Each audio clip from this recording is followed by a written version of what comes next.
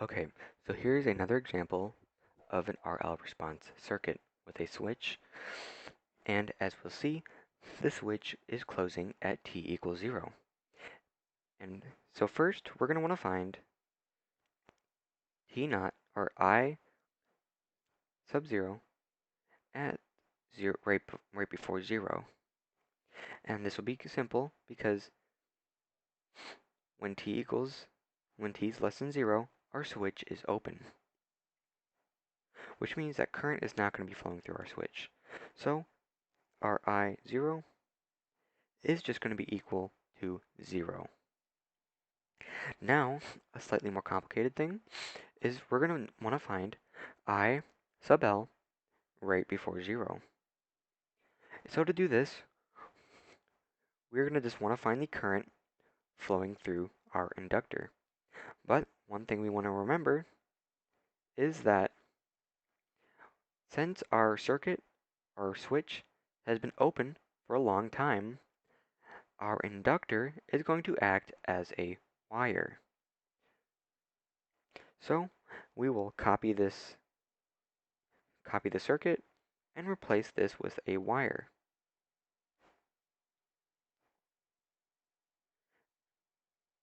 Okay, and now let's solve for the current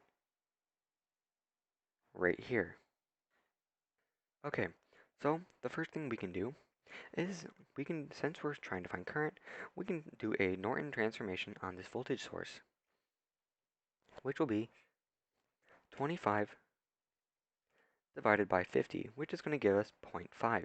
So we will redraw this circuit with the current going up with a current of 0.5 amps. With our 50 ohm resistor in parallel with it, and then we're also going to have that 300 ohm in parallel with that, and then our 100 ohm here, our 200 ohm right here, and then our wire. And since our switch is going to be open, we'll just leave that as an open. So now we see that we have two resistors in parallel, our 50 and our 300. So we can to combine those, we'll do the inverse of 50 plus the inverse of 300, and then the inverse of that answer to get 42.86 when rounding. So we will redraw our circuit, 0.5 amps with that 42.86, 42.86, and then our 100 and our 200 right here. Now, since our current's not going to be flowing through this open, because it's an open, we can combine these 200 and 100 to give us 300. So, we'll redraw our circuit again. Current going up, 42.86 in parallel,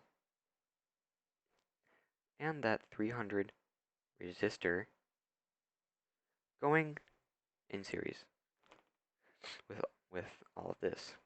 So now we'll see that this is a current divider. So, and remember, our current divider equation is I out equals R2 over R1 plus R2 times current in. So, now that we have that, let's plug in our resistors and current.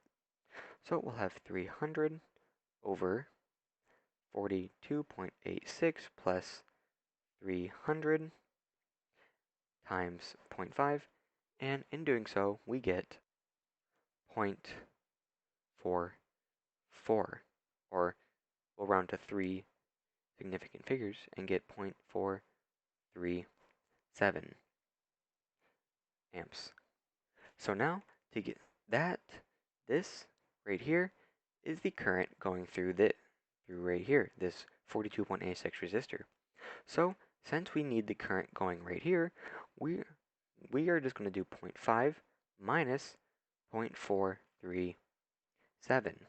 And when we do that, we get 0.0625 or 62.5 milliamps. This is amps right here. So our answer for I sub L at right before 0 is equal to 62.5 milliamps. So now what we want to find is I sub 0 right after 0. So what we'll do is we'll paste our circuit in, and since at t is greater than 0, our switch is closed. So we will just draw that as a close, and then also we want to remember that this inductor is going to want to resist the change in current. And as we see, our current is going to want to take the path of least resistance. So all of our current on this side of the circuit is going to travel through this wire, and not through this side of the wire, the right side of our circuit. Which means that our inductor, right after 0, is actually going to output 62.5 milliamps, because it's going to want to resist the change in current. So what we can do is we can actually replace this inductor with a current source going down that is outputting 62.5 milliamps. So now we can solve the circuit. So first thing we can do is we can do a Norton transformation, exactly like we did up here. So when we did all this, we got 0.5 and a resistor of 42.86. So what we'll do is we'll just copy from what we did above, 0.5 amps with a resistor of 42.86, and then we'll just bring the 100 down and write the rest of our circuit. Okay, so now what we can do is we can do a simple mesh analysis question. We could do another current divider to get the current going down this wire right here, but we'll change it up a little bit and do one equation mesh analysis. So to do that, we are going to get 42.86. We will label this as A minus 0.5 plus 100A. And that is going to get us, do this in our calculator, 42.86 times negative 0.5. So we'll get 42.86A minus 21.43 plus 100A equals 0. So we'll combine like terms and move our 21.43 on the other side of the equal sign to get 142.86 equals 21.43. This is A. And then we'll do 21.43 divided by 142.86 to get 0.15. So our A is going to equal 0.15. And now to get our current going through here, we need to do 0.15 minus 0.0625, which is the current right here. I just converted it into amps. And this is because what we found is we found the current for this one loop. So since in the loop we found the current going down here, and from this current source, the current is going up. So since we want the current going down, we will do 0.15 minus 0.0625. So 0.15 minus 0.0625 is going to be 0.0875 or 87.5 milliamps. And that is going to be our answer for the current going through I sub 0 right after 0 is 87.5 milliamps. Okay, so now let's find I sub L right after 0. Now, this is going to be very simple because we know that the inductor right before 0 is going to output, or the I sub L, the current going through the inductor right before 0, is equal to 62.5 milliamps. Now, we know from up here that right after 0, our inductor is going to output 62.5, which means that the answer is going to simply be 62.5. 62.5 milliamps. Okay, so now let's find I sub 0 at t equals infinity. So we'll start by pasting our circuit in and closing the switch. This is because we know that at t equals 0, the switch closes. And then we also know that at t equals infinity, the inductor is going to be completely decharged. So, and when we know when the current is not changing anymore, the inductor is going to act as a wire. So we can just replace this with a wire, and now we can solve our circuit. So first thing we'll do is the same thing we have done multiple times before, and do a Norton transformation, a parallel combination, and a parallel combination. So I'm not going to read through the whole thing, so I'm just going to rewrite our circuit as 0.5 with a resistor in parallel of 42. What did we get before? 42.86 with our 100 ohm resistor. And then our 200 ohm right here, 200, 100, and then our wire again. So we're trying to find the current, not there, but right here.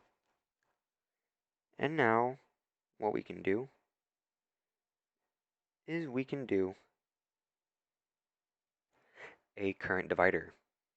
Now we can do a current divider because current, if we look at our circuit first, current is going to want to take the path of least resistance, which means that our current is actually not even going to go through this 200. So we can just cross it out.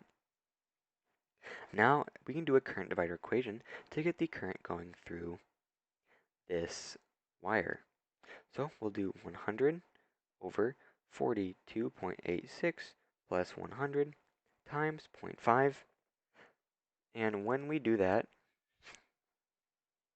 put that in our calculator, 100 over 42.86 plus 100 times 0.5, we get 0.35.